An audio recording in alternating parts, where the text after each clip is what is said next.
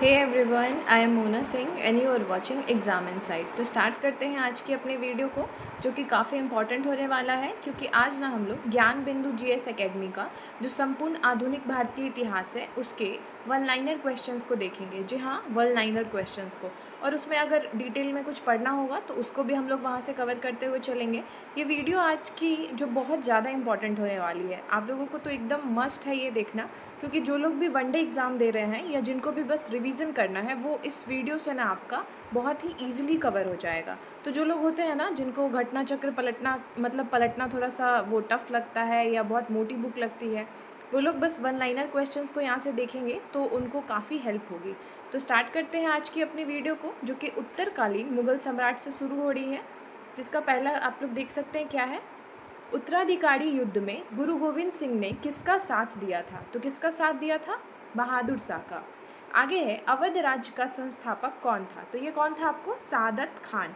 ये क्वेश्चन आपको बहुत सारे एग्जाम्स में मिला होगा। जो लोग भी पहले से तैयारी कर रहे हैं या जिन लोगों ने भी एग्ज़ाम्स दिए हैं या जो लोग नए हैं, जिनको पता है कि PYQs में किस टाइप के क्वेश्चंस पूछे जाते हैं, उनको एक बेसिक आइडिया होगा कि ये क्वेश्चन बार बार रिपीट हुआ है कि अवध राज्य का संस्थापक कौन था। ऊपर वाले क्वेश्चन में तो आप लोग को उतना नहीं दिख रहा होगा कि गुरु गोविंद सिंह ने किसका साथ दिया, ये थोड़ा सा इतना इंपॉर्टेंट टाइप का नहीं है, लेकिन जो ये है ना आपको बार बार पूछा गया है, तो इसका मतलब ये नहीं कि ऊपर वाला क्वेश्चन पूछ नहीं सकता है। इसका यही मतलब होता है ना कि जो पूछे गए क्वेश्चंस हैं और जो नए दिख रहे हैं आपको, तो वो सारे नोट डाउन करते हुए चलने हैं। और जिन लोगों को भी स्क्रीनशॉट लेना है वो आराम से यहाँ से देखिए, ईजिली आप लोग स्क्रीनशॉट ले सकते हैं, और नहीं तो आप लोग अपने कॉपी में लिख लीजिए।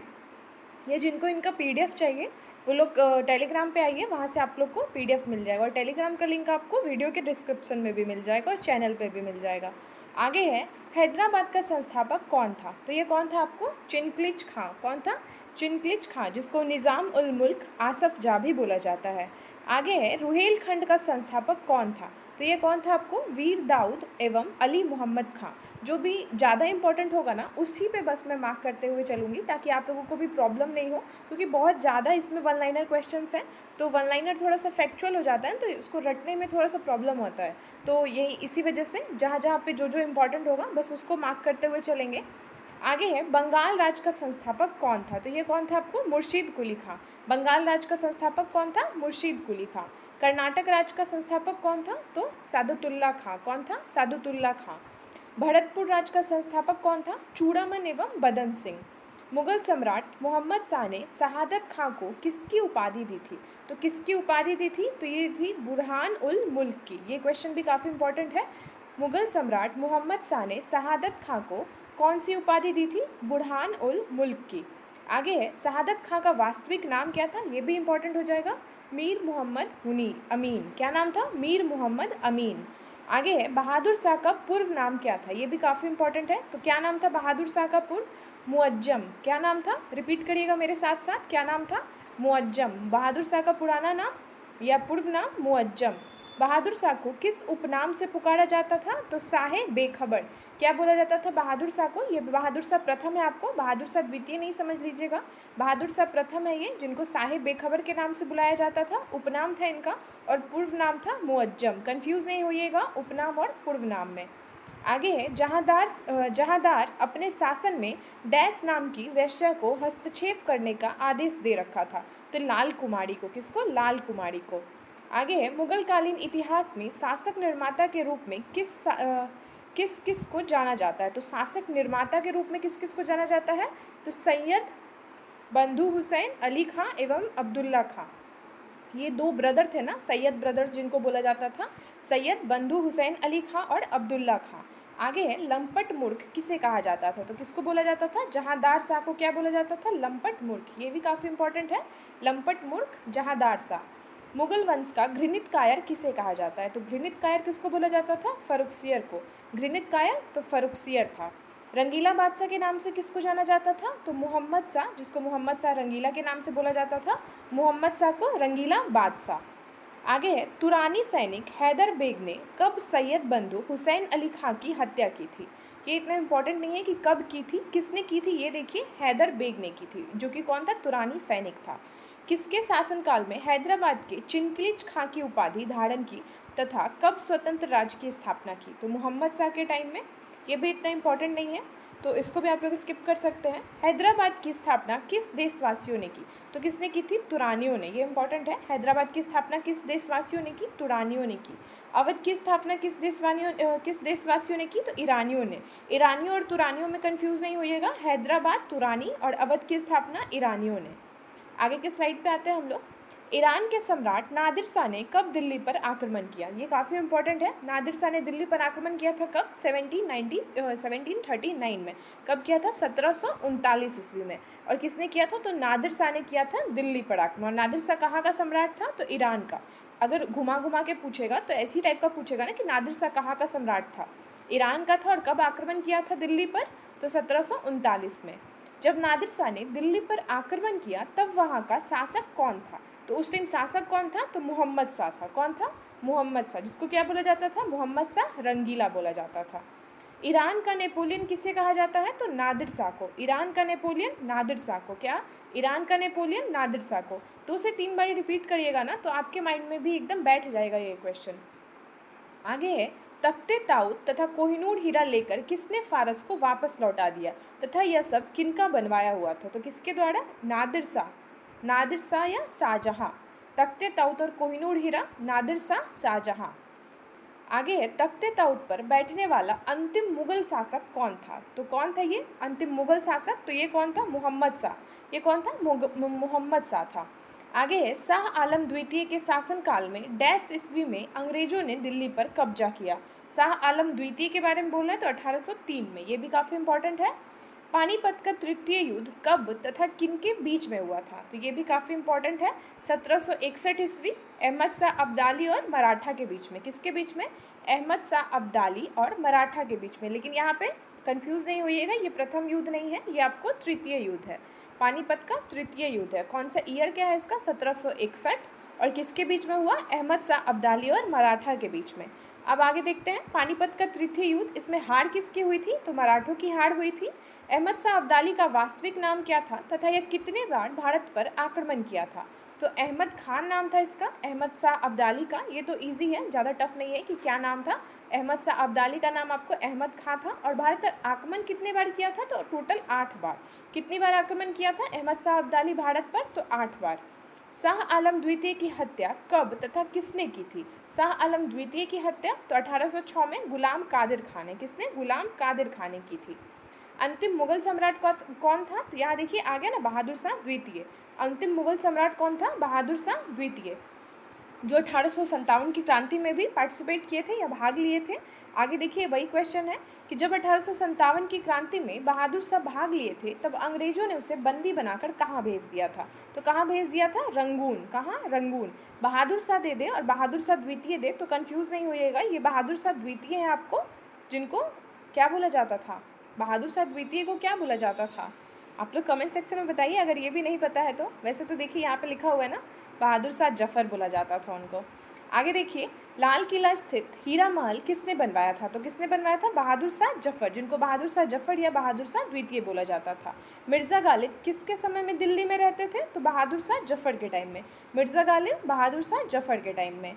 आगे है, हयात बख्श बाग लाल किला कहाँ स्थित है? तो ये कहाँ पे है आपको? दिल्ली में है। हयात बख्श बाग लाल किला कहाँ है? दिल्ली में। बहादुर शाह का शासनकाल कब से कब तक रहा था? तो औरंगजेब का शासनकाल रहा था आपको कब तक? 1707 तक। तो उसके बाद बहादुर शाह का शासनकाल शुरू हो गया था। ये बहादुर शाह प्रथम है आपको 1707 से 1712। जहांदार शाह 1712 से 13, फर्रुखसियर 1713 से 19, मोहम्मद शाह 19 से 48, अहमद शाह 48 से 54, आलमगीर द्वितीय 54 से 59 और शाह आलम द्वितीय 1759 से 1806।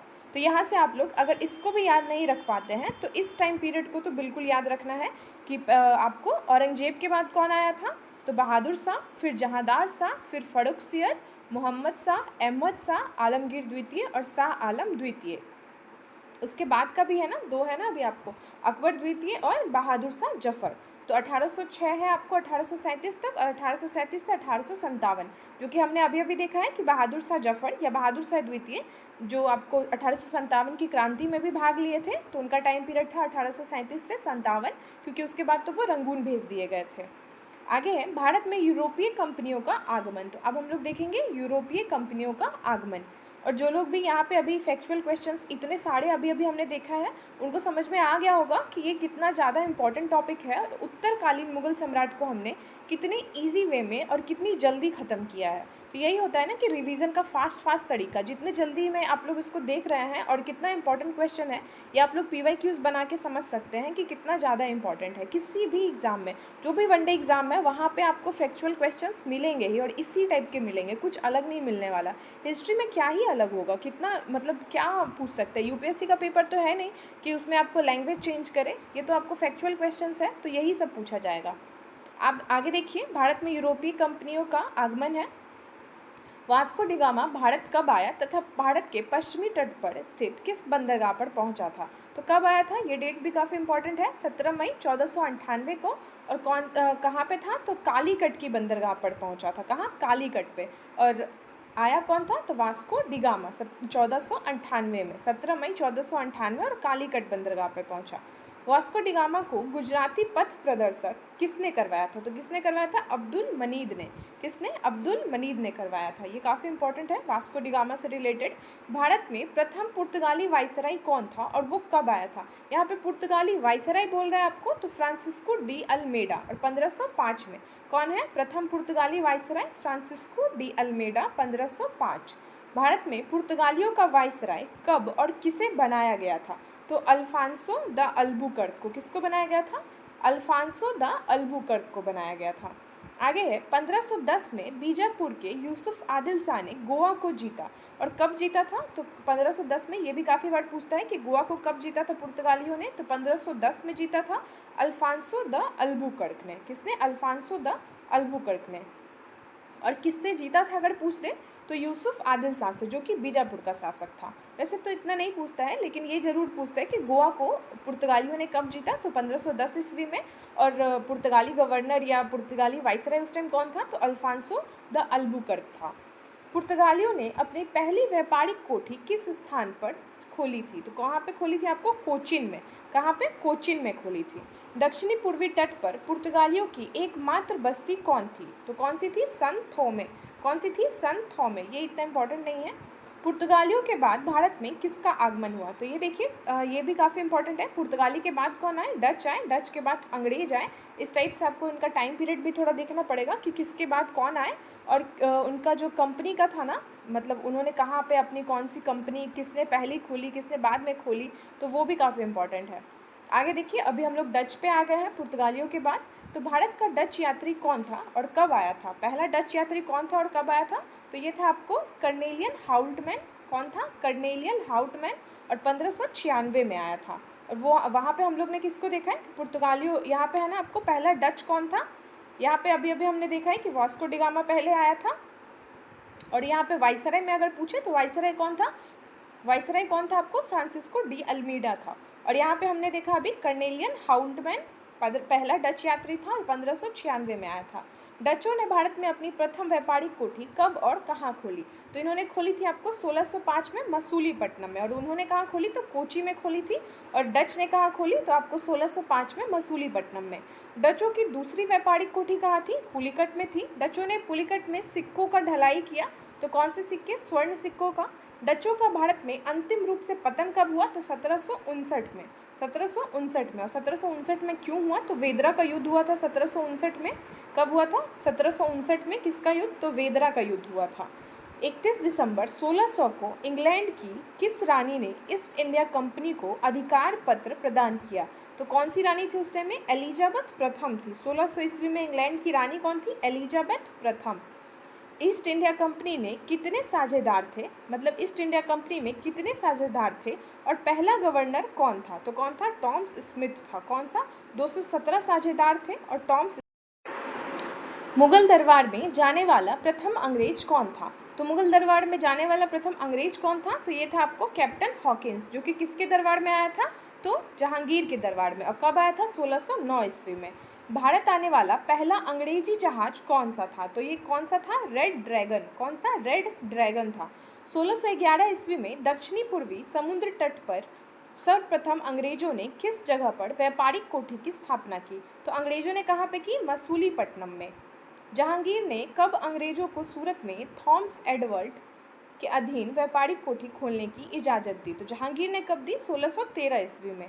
अंग्रेजों ने पश्चिमी तट पर सूरत में कब व्यापारिक कोठी स्थापित की? तो यहाँ देख लेते हैं हम लोग, इसका सही आंसर क्या है? 1613 ईस्वी में। अंग्रेजों ने पहली बार सूरत में कब व्यापारिक कोठी की स्थापना की? तो 1608 में। ये इंपॉर्टेंट है, 1608 में। कब तथा किसने सम्राट जेम्स वन ने अपना राजदूत बनाकर मुगल सम्राट जहांगीर के दरबार में भेजा? तो सबसे पहले कौन आया था? तो आपको आया था यहाँ पे हॉकिंस। अभी अभी हमने देखा है कि कैप्टन हॉकिंस आया था। और उसके बाद कौन आया था? तो सर टॉमस रॉ। और ये कब आया था आपको? 1615 ईस्वी में। 1615 ईस्वी में। सर टॉमस रॉ भारत में कब तक रहे थे? ये इंपॉर्टेंट नहीं है इतना, 1619 है वैसे।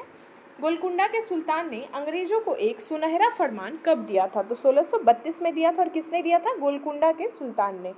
फ्रांसिस डे ने चंदगढ़ी के राजा ने मद्रास पट्टे पर कब साइन लिया था? फ्रांसिस डे ने चंदगढ़ी के राजा से मद्रास पट्टे पर कब साइन लिया था? तो ये भी इतना इंपॉर्टेंट नहीं है, 1639 है। फोर्ट सेंट जॉर्ज की कोठी कहाँ है? तो ये आपको कहाँ है? मद्रास में। फोर्ट सेंट जॉर्ज की कोठी। आगे है कैथरीन ऑफ ब्रेगेंजा कहाँ की राजकुमारी थी? तो कहाँ की थी? ये पुर्तगाल की। कैथरीन ऑफ ब्रेगेंजा कहाँ की थी? पुर्तगाल की। चार्ल्स द्वितीय कहाँ के राजकुमार थे? तो ये थे आपको ब्रिटेन के। चार्ल्स द्वितीय ब्रिटेन के थे, जिनकी शादी हुई थी आपको कैथरीन से। चार्ल्स द्वितीय का विवाह कब और किसके साथ हुआ? कब हुआ ये इतना इंपॉर्टेंट नहीं है, लेकिन कैथरीन के साथ इनका शादी हुआ था, जो कि कहाँ की राजकुमारी थी? तो पुर्तगाल की थी। और ये कहाँ के थे? तो ब्रिटेन के थे। तो हो गया ना, विवाह संबंध हो गया इनका। अब चार्ल्स द्वितीय को दहेज के रूप में बम्बई प्रांत किसने दिया था? देखिए, शादी भी हुई और उनको दहेज में बम्बई भी मिल गया पुर्तगालियों से। हमारे ही मतलब भारत को ये लोग एक दूसरे को उस टाइम में दहेज में दे रहे थे, मतलब बम्बई दहेज में दे रहे हैं, बाहर के लोग आके। पुर्तगाली दे रहे हैं बम्बई दहेज में ब्रिटेन को, देख सकते हैं आप लोग यहाँ पे। चार्ल्स द्वितीय ने बम्बई को कितने पाउंड के वार्षिक किराए पर ईस्ट इंडिया कंपनी को दे दिया और कब दिया? तो 10 पाउंड में और 1668 में। ये स्टोरी बस आप लोग जान लीजिएगा कि पुर्तगाल की राजकुमारी थी और ब्रिटेन के राजा थे चार्ल्स द्वितीय। उनकी शादी हुई तो पुर्तगालियों ने उनको दहेज में क्या दिया? तो अपना बम्बई दे दिया, हमारे भारत का बम्बई उस टाइम में उनको दे दिया। और कब दिया था? तो ये आपको 1668 में दिया था और 10 पाउंड पे, मतलब 10 पाउंड पे दिया था। आगे है 1687 ईस्वी में अंग्रेजों ने पश्चिमी तट का मुख्यालय सूरत से हटाकर कहाँ बनाया? तो कहाँ बना दिया था? बम्बई बना दिया था। बम्बई शहर की स्थापना कब और किसने की? तो ये इंपॉर्टेंट है, 1669 से 77। 1669 से 77 तो किसने की थी? गेराल्ड ऑगियर ने। बम्बई शहर की स्थापना गेराल्ड ऑगियर ने। बंगाल का शासक कौन था? तो शाह शुजा। बंगाल का शासक कौन था? शाह शुजा था। सर्वप्रथम किसने 1651 ईस्वी में अंग्रेजों को व्यापारिक छूट की अनुमति दी तथा इस अनुमति को क्या बोला जाता? तो किसने आपको छूट दी थी? शाह शुजा ने दी थी। और इसको क्या बोला जाता था? तो निशान बोला जाता था।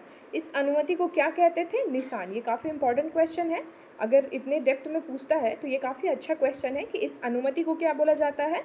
तो निशान बोला जाता है। और किसने दी थी? तो शाह शुजा ने। आगे है अंग्रेजी ईस्ट इंडिया कंपनी ने 3 गांव सुतानुती, कालीकट एवं गोविंदपुर की जमींदारी डैश रुपये भुगतान पर कब प्राप्त की? तो 1200 रुपये भुगतान पर 1698 ईस्वी में। फोर्ट विलियम के प्रथम प्रेसिडेंट कौन थे? तो चार्ल्स आयर थे। कौन थे फोर्ट विलियम के प्रथम प्रेसिडेंट? तो ये थे आपको चार्ल्स आयर, प्रथम प्रेसिडेंट। मेरी लैंग्वेज थोड़ी सी इधर उधर हो रही है, आई एम सो सॉरी। आगे देखिए, कोलकाता नगर की नींव किसने रखी? तो किसने रखी थी? जॉर्ज चार्नॉक ने। कोलकाता नगर की नींव किसने रखी? जॉर्ज चार्नॉक ने रखी। भारत में फ्रांसीसियों की प्रथम कोठी डैश के द्वारा डैश शहर में 1668 ईस्वी में स्थापित किया गया था। तो किसके द्वारा? फ्रैंको के द्वारा, फ्रैंको कैरो के द्वारा। और कहाँ पे? तो सूरत में। कहाँ पे? सूरत में। आगे है 1674 में फ्रांसीसी कंपनी निदेशक कौन था? तो फ्रैंकलिस मार्टिन। ये भी इतना इंपॉर्टेंट नहीं है तो इसको रिमूव भी कर लेंगे।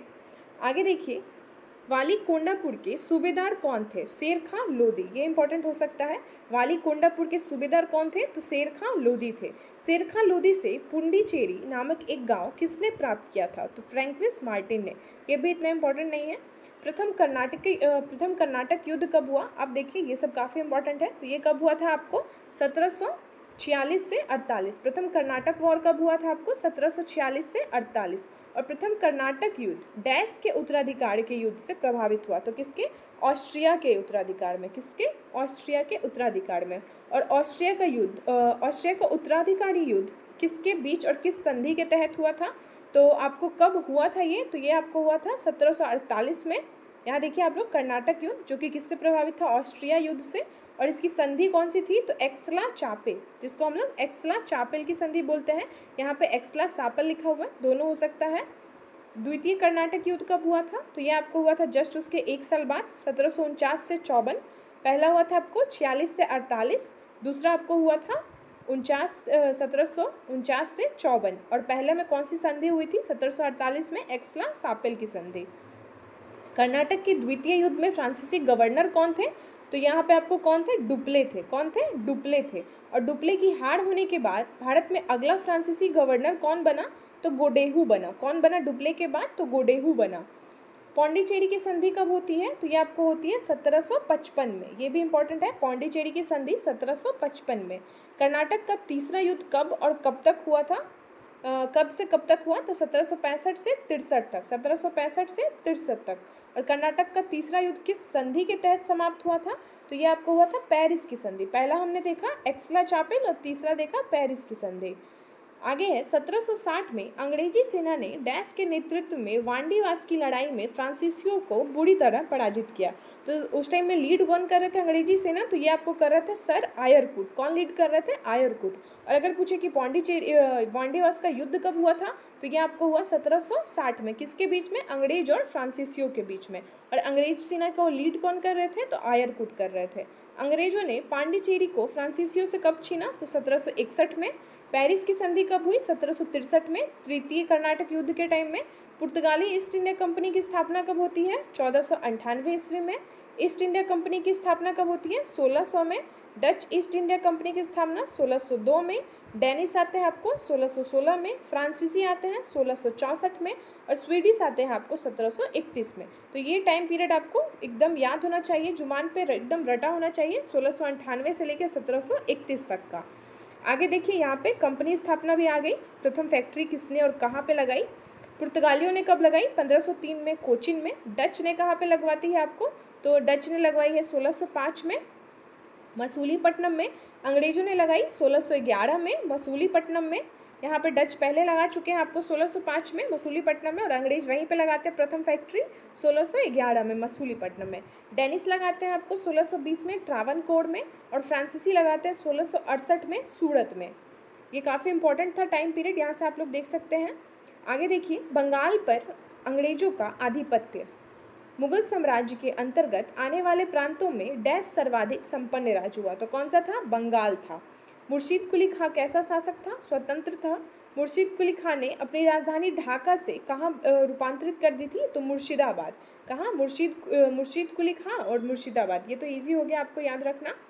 आगे देखिए, किसने इजारेदारी प्रथा प्रारंभ किया था? तो किसने किया था? मुर्शीद कुली खां ने किया था। कृषकों को तकाबी ऋण किसके द्वारा प्रदान किया जाता था? तो किसके द्वारा? मुर्शीद कुली खां के द्वारा। लेकिन इससे ज़्यादा इंपॉर्टेंट है आपको कि तकाबी क्या है? तो तकाबी एक प्रकार का ऋण है, कृषक ऋण है। आगे है, मुर्शीद कुली खां का उत्तराधिकारी कौन बना? तो शुजाउद्दीन बना।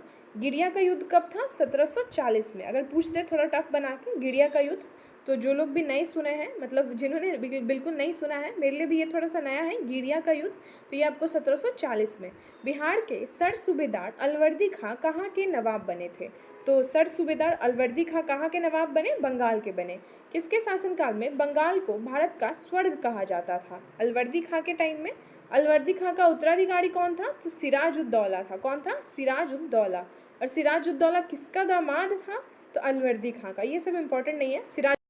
इससे ज़्यादा आपको इम्पोर्टेंट ये है कि काल कोठरी त्रासदी, जिसको ब्लैक हॉल ट्रेजेडी बोलते हैं, इसकी घटना कब हुई थी? तो ये आपको हुई थी ब्लैक हॉल ट्रेजेडी 20 जून 1756। 20 जून 1756। और सुजाउद्दौला के टाइम पीरियड से रिलेटेड है ये।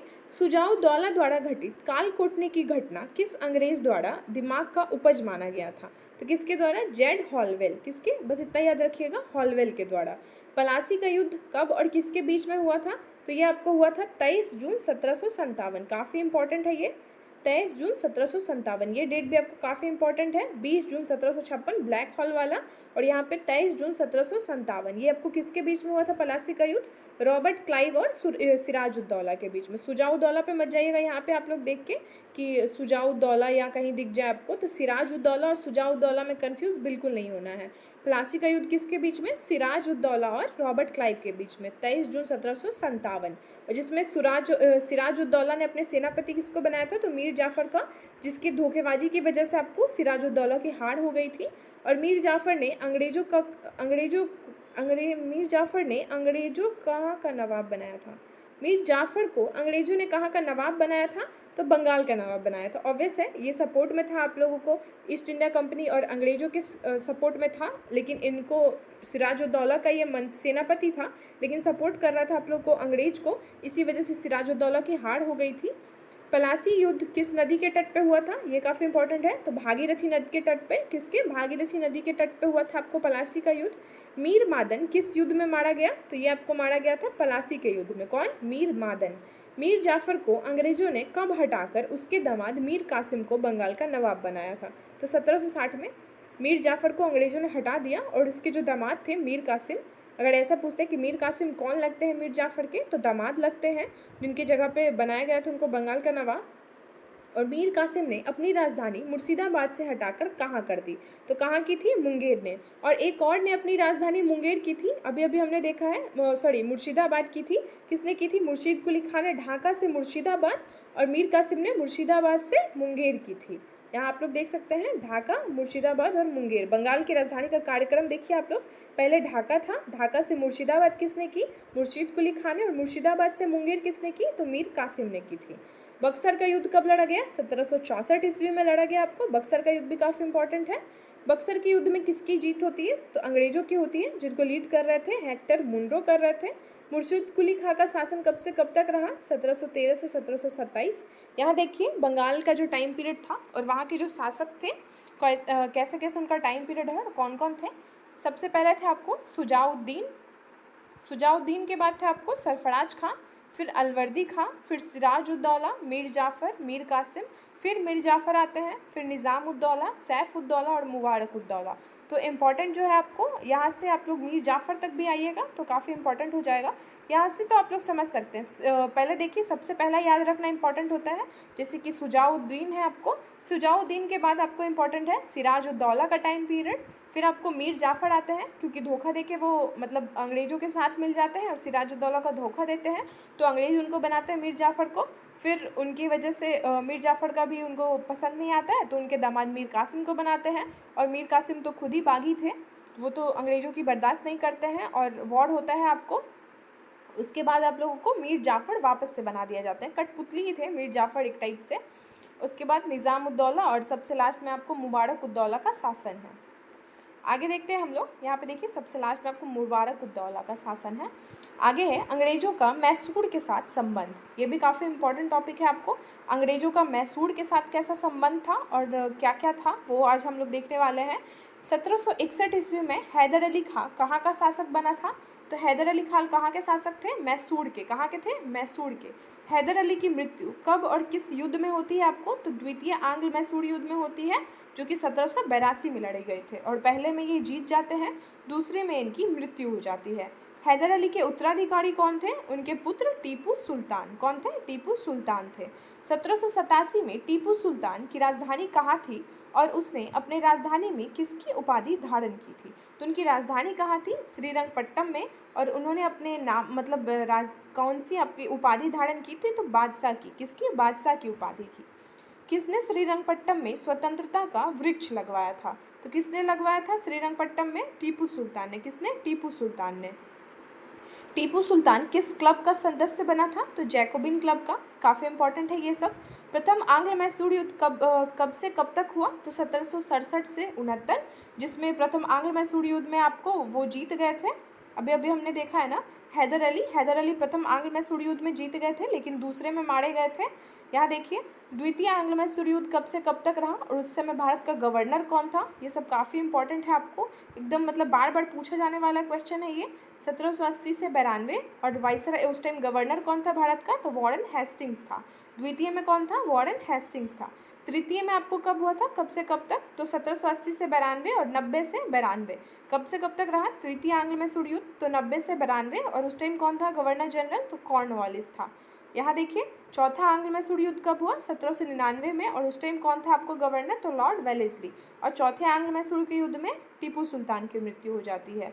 पहले में आपको किसकी होती है, किसी की भी नहीं। दूसरे में किसकी होती है, तो आपको होती है किसकी, हैदर अली की। तीसरे में आपको किसी की नहीं, और चौथे में किसकी होती है, तो उनके बेटे टीपू सुल्तान की हो जाती है। और को सेकंड जो आंग्ल मैसूर युद्ध था उस टाइम भारत के गवर्नर वॉरेन हेस्टिंग्स। तृतीय में आपको कौन थे, कॉर्नवालिस, और चतुर्थ में कौन थे, तो आपको वेलेस्ली थे। टीपू सुल्तान के राजसी झंडे पर किसकी तस्वीर होती थी, तो किसकी होती थी, शेर की। किसकी, शेर की होती थी। वांडीवॉस का युद्ध कब हुआ था, 1760 में। प्रथम आंग्ल मैसूर युद्ध 1769 में किस संधि से संबंधित है, तो यह आपको मद्रास की संधि। दूसरा है मैंगलोर की, और तीसरा है श्रीरंगपट्टम की संधि। 3 संधियां हैं, आपको ऐसे याद रखिएगा, 3 संधियां हैं। पहला आंग्ल मैसूर युद्ध में आपको क्या था, तो मद्रास की संधि। द्वितीय आंग्ल मैसूर युद्ध में मंगलौर की संधि, और तृतीय में श्रीरंगपट्टम की संधि, जिसका ईयर है आपको 1769, 84 और 92। आगे है सिख एवं अंग्रेज। सिख संप्रदाय की स्थापना का श्रेय किसको जाता है, तो जाता है आपको गुरु नानक को। किसको, गुरु नानक को। गुरु नानक के अनुयायी क्या कहलाते थे, तो सिख कहलाते थे। सिख कहलाते थे। गुरु नानक किस बादशाह के समकालीन थे, तो बाबर एवं हुमायूं के। किसके, बाबर एवं हुमायूं के समकालीन थे। गुरु नानक को आध्यात्मिक पुनर्जीवन का आभास कब हुआ था, और किस पूर्णिमा के दिन, तो 1696 को कार्तिक पूर्णिमा के दिन हुआ था। गुरु का लंगर नामक निःशुल्क सहभागी भोजनालय की स्थापना किसने की थी, तो लंगर व्यवस्था तो गुरु नानक ने शुरू करवाई थी। गुरु नानक की मृत्यु कब होती है, तो 1538 में करतारपुर साहिब में होती है। सिखों के दूसरे गुरु कौन बनते हैं, तो गुरु अंगद बनते हैं। लहना किसने शुरू करवाया था, गुरु अंगद ने। और गुरुमुखी लिपि तो ये भी गुरु अंगद ने करवाया था। गुरु अंगद कब से कब तक सिखों के दूसरे गुरु के रूप में रहे, तो ये इंपॉर्टेंट नहीं है, आगे देखते हैं हम लोग। सिखों के तीसरे गुरु गुरु अमरदास कब से कब तक पद पर रहे, बस ये दिमाग में रखिएगा कि गुरु अमरदास रहे। सबसे पहले कौन थे, गुरु नानक, फिर गुरु अंगद, उसके बाद गुरु अमरदास। किसने लवन पद्धति का प्रचलन किया, अमरदास ने। गुरु अमरदास ने गोविंदवाल जाकर किससे भेंट किया, तो अकबर से भेंट किया था। बीबी भानी किसकी पुत्री थी, तो अमरदास की थी बीबी भानी। अमरदास कितने गद्दियों की स्थापना करते हैं, तो 32 नहीं 22 है शायद ये, हाँ 22 है यहाँ पे। सिखों के चौथे गुरु कौन थे और कब तक पद पे रहे, तो ये थे आपको गुरु रामदास। कौन थे, गुरु रामदास थे। रामदास की पत्नी का क्या नाम था, तो बीबी भानी, जो कि अमरदास की पुत्री थी। अकबर ने बीबी भानी को कितना बीघा भूमि दिया था, तो 500 बीघा जमीन दिया था। अमृतसर नामक जलाशय तथा अमृतसर नगर की स्थापना किसने की, तो गुरु रामदास ने की थी। देखिए यहाँ पे अमृतसर शहर की स्थापना किसने की, तो गुरु रामदास ने की, और अकबर ने उनको जमीन दी थी। 500 बीघा जमीन अकबर ने दी थी उनको। रामदास के तीसरे पुत्र का क्या नाम था, तो अर्जुन नाम था। और सिखों के 5वें गुरु कौन बनते हैं, तो गुरु अर्जुन देव बनते हैं। अभी अभी हमने देखा कि तीसरे गुरु कौन थे आपको, तो गुरु अमरदास, चौथे गुरु रामदास, और 5वें गुरु अर्जुन देव। आदि ग्रंथ की स्थापना किसने किया, तो ये आपको किया गुरु अर्जुन देव ने। अर्जुन ने अमृतसर जलाशय के मध्य में किसका निर्माण करवाया, तो हरमंदिर साहिब। किसका करवाया, हरमंदिर साहिब का किसने करवाया, तो गुरु अर्जुन देव ने। और गुरु अर्जुन देव की हत्या किसने करवा दी थी, तो जहांगीर ने। किसने करवा दी थी, जहांगीर ने। 2 सिख गुरुओं की हत्या करवा दी थी मुगलों ने। तो पहले सिख गुरु जिनकी हत्या करवाई थी जहांगीर ने, गुरु अर्जुन देव थे। आगे हम लोग देखेंगे एक और गुरु हैं जिनकी हत्या करवा दी गई थी आपको मुगलों के द्वारा। सिखों के छठे गुरु कौन थे, तो सिखों के छठे गुरु कौन थे आपको, गुरु हरगोविंद थे। सिखों को सैन्य संगठन का रूप किसने दिया, तो गुरु हरगोविंद ने दिया था सैन्य संगठन का। हरगोविंद कितने तलवार बांधकर गद्दी पर बैठते थे, ये सब इंपॉर्टेंट नहीं है। अमृतसर शहर की किलाबंदी किसने करवाई, तो हरगोविंद ने करवाई। और यहाँ पे हमने देखा है अभी कि गुरु अर्जुन देव ने क्या करवाया, तो हरमंदिर साहिब का नाम निर्माण करवाया था। आगे देखिए सिखों के 7वें गुरु कौन है, तो गुरु हरे राय हैं। कौन है, गुरु हरे राय। दाढ़े सिखों के मिलने आने पर किसने आशीर्वाद दिया था, तो गुरु हरे राय ने दिया था। सिखों के 8वें गुरु कब से कब तक रहे, तो ये आपको रहे हरकिशन थे सिखों के 8वें गुरु। 7वें थे हरे राय, और 8वें थे हरकिशन, जिनकी मृत्यु हो गई थी चेचक से। ये भी काफ़ी पूछता है कि कौन से गुरु की मृत्यु हो गई थी और किस रोग से हुई थी, तो चेचक से हुई थी गुरु हरकिशन की। आगे है उसके बाद आपको 9वें गुरु कौन थे। हरकिशन दिल्ली जाकर गुरुपद के बारे में समझाते हैं औरंगजेब को, ये भी इम्पोर्टेंट नहीं है। यहाँ देखिए सिखों के 9वें गुरु कौन थे और कब से कब तक, तो ये थे आपको तेग बहादुर। और तेग बहादुर को किसने मरवा दिया था, तो औरंगजेब ने। किसने, 9वें गुरु को तेग बहादुर जो कि थे, जिनको मरवाया औरंगजेब ने। और 5वें गुरु गुरु अर्जुन देव को किसने मरवाया था, अभी अभी हमने देखा, तो जहांगीर ने मरवाया था। आगे देखिए सिखों के 10वें एवं अंतिम गुरु कौन थे, और ये थे आपको गुरु गोविंद सिंह, जिनका जन्म कहाँ हुआ है, हमारे पटना में हुआ है। आगे देखते हैं हम लोग, इनका जन्म आप लोग देखिए कि ईयर क्या है, 1666 ईस्वी, और कहाँ पे है, तो पटना। गुरु गोविंद सिंह ने अपने आप को क्या कहा, तो सच्चा पातशाह कहा। क्या कहा, सच्चा पातशाह। किसने सिखों के लिए 5 ककाड़ अनिवार्य किए, तो किसने किए थे, गुरु गोविंद सिंह ने। किसने, गुरु गोविंद सिंह ने किए थे। सिख धर्म के लोगों में अंत में सिंह जुड़ने वाले कौन थे, तो ये थे गुरु गोविंद सिंह। गुरु गोविंद सिंह का जन्म स्थल कहाँ है और कार्यस्थल कहाँ है, तो आनंदपुर साहिब, और इनका कार्यस्थल कहाँ है, तो पाऊता है। गुरु गोविंद सिंह ने जफरनामा किस भाषा में लिखा, तो फारसी भाषा में। गुरु गोविंद सिंह के 2 पुत्र कौन थे, फतेह सिंह और जोरावर सिंह। सरहिंद के मुगल फौजदार वजीर खान ने किनके 2 पुत्र को दीवार में चुनवा दिया, तो गुरु गोविंद सिंह के दोनों पुत्र को दीवार में चुनवा दिया था। किसके, सरहिंद के मुगल फौजदार वजीर खान ने। खालसा पंथ की स्थापना किसने की, 1699 में गुरु गोविंद सिंह ने की, ये भी काफ़ी इंपॉर्टेंट है। पाहुल प्रणाली की शुरुआत किसने की थी, तो गुरु गोविंद सिंह ने की थी। सिखों के धार्मिक ग्रंथ का क्या नाम है, तो आदि ग्रंथ नाम है। गुरु गोविंद सिंह की हत्या कब और किस स्थान पर हुई, तो 1708 में हुई, आपको नांदेड़ नामक स्थान में। 1708 में नांदेड़ नामक स्थान में। गुरु गोविंद सिंह की हत्या किसने की, तो गुलगा नामक पठान ने की। किसने की, गुलखा नामक पठान ने की। बंदा बहादुर का जन्म कब और पूंछ जिले के किस गांव में होता है, तो जिनका जन्म होता है बंदा बहादुर का 1670 में, और पूंछ के रजौली जिले में होता है। बंदा बहादुर के बचपन का क्या नाम था, तो लक्ष्मण दास नाम था। बंदा बहादुर के बचपन का नाम लक्ष्मण दास, पिता का नाम रामदेव भारद्वाज, ये सब इंपॉर्टेंट नहीं है। बंदा बहादुर का उद्देश्य पंजाब में एक सिख राज्य स्थापित करना था। गुरु नानक एवं गुरु गोविंद सिंह के नाम के सिक्के किसने चलवाए, ये इंपॉर्टेंट है, बंदा बहादुर ने। किसने चलवाए, बंदा बहादुर ने। सरहिंद के मुगल फौजदार वजीर खां की हत्या किसने की, तो किसने की थी, बंदा ने। बंदा सिंह का हत्या तथा किसने करवाया था, तो फर्रुखसियर ने 1716 में।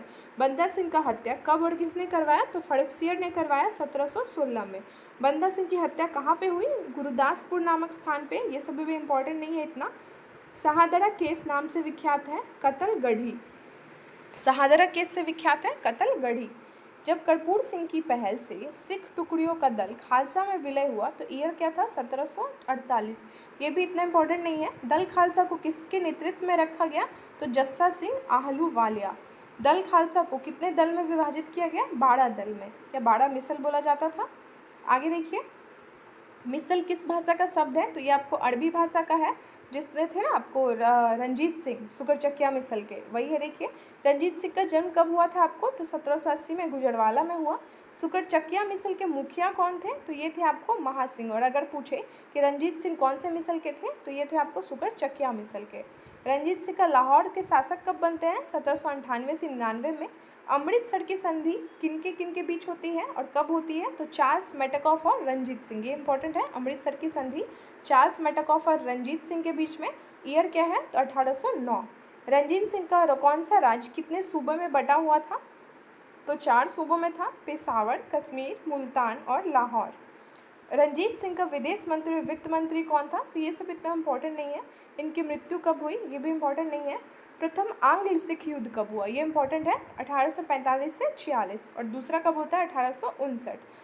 अंग्रेज एवं सिखों के बीच लाहौर की संधि कब होती है, तो 9 मार्च 1846। 9 मार्च 1846। अंग्रेज एवं सिखों के बीच भैरोवाल की संधि कब होती है, ये फिर काफ़ी इंपॉर्टेंट है आपको, 1846 में। दोनों 1846 में होती है, लेकिन वो आपको 9 मार्च 1846 और ये 22 दिसंबर 1846। द्वितीय आंग्ल सिख युद्ध के दौरान पहली लड़ाई किन किन के बीच में हुई है, तो किन के बीच में हुई है, शेर सिंह एवं कमांडर गफ। शेर सिंह एवं कमांडर गफ। द्वितीय आंग्ल सिख युद्ध की दूसरी लड़ाई किन नदियों के किनारे तथा किसके नेतृत्व में होती है, तो चिनाब नदी और चार्ल्स नेपोलियन। किसके, चार्ल्स नेपोलियन। द्वितीय आंग्ल सिख युद्ध की दूसरी लड़ाई कब होती है? तो 1849 में, 21 फरवरी। पंजाब का विलय अंग्रेजी राज में कब और किसने किया? तो ये काफ़ी इंपॉर्टेंट है आपको। 29 मार्च 1849 को। और किसने किया था? तो लॉर्ड डलहौजी ने। सिख राज का प्रसिद्ध हीरा डैश को महारानी विक्टोरिया को किसने भेजा? जो कि कोहिनूर हीरा था। किसने भेजा? तो लॉर्ड डलहौजी ने भेजा। आज की वीडियो को यहीं पे ख़त्म करते हैं, क्योंकि एक ही बार में इतना पढ़ना ना दिमाग से भी निकल जाएगा। तो कल के लिए आगे की वीडियोस को आप लोग देखते रहिएगा। कल इसका सेकंड पार्ट आने वाला है। तो have patience and keep watching the video. और अगर अच्छी लगे तो प्लीज़ लाइक से और सब्सक्राइब करें। And thank you so much for watching.